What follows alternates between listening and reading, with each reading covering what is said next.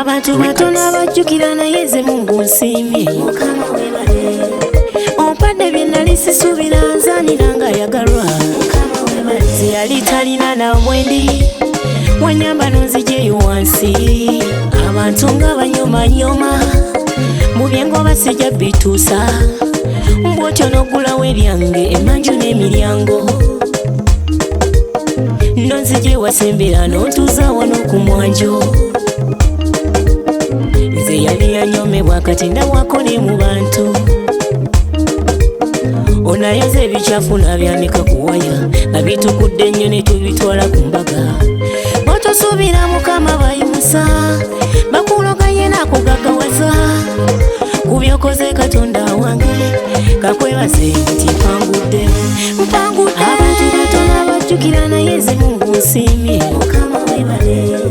Ompadde bye nali sisuubira nzaanira nga yagalwa. Ompadde bye njagala sitoma neesiimye. Weebale Mukama mu bantu b'okulembera abangi nzaaniga wajja mu ttaka n'otambuliza ku byeru n'oteeka mu bbanga buli omu andabe. Ekitiibwa nnina okukuddiza okusoma n'ensomako bangi fiizi zabula. Eryensula n'ogonza abalala abalandira odi bagoba. Obufumbo bweyagaza omutali misinde kudduka. Abaana n'obampa mikono magulu nina ebiramu. Essanyu n'endifuna emikwano egizimba. Ekitiibwa n'engaziwa ku byokoze Katonda wange kakwebaze nti mpangudde.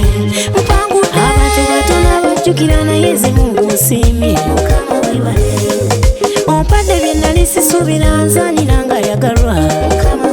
Ompadde bye njagala sitoma neesiimye. Safi Records, a Benson production. Nikuma vivi Mukama ku mmeeza yo gwe nnumbye. Waŋŋamba buli kye neetaaga ku mmeeza yo kirope. Ate oba byokoze mbisiime bye sinnafuna kisigamba.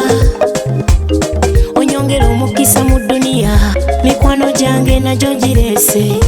Goola omukono mu bantu beeyo buli akutegedde omuwa ebirungi. Ompa obulamu okumanya n'okutegeera mbisabye. Ompugula abalabe n'obubenje mu kkubo mbuwone. Abaana bange obakuze ate onyambe bafuna amagezi.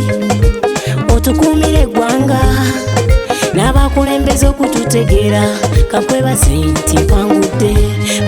Abantu batono abajjukira naye ze Mungu nsiimye. Ompadde bye nali sisuubira nzaanira nga yagalwa. Ompadde bye njagala sitoma neesiimye.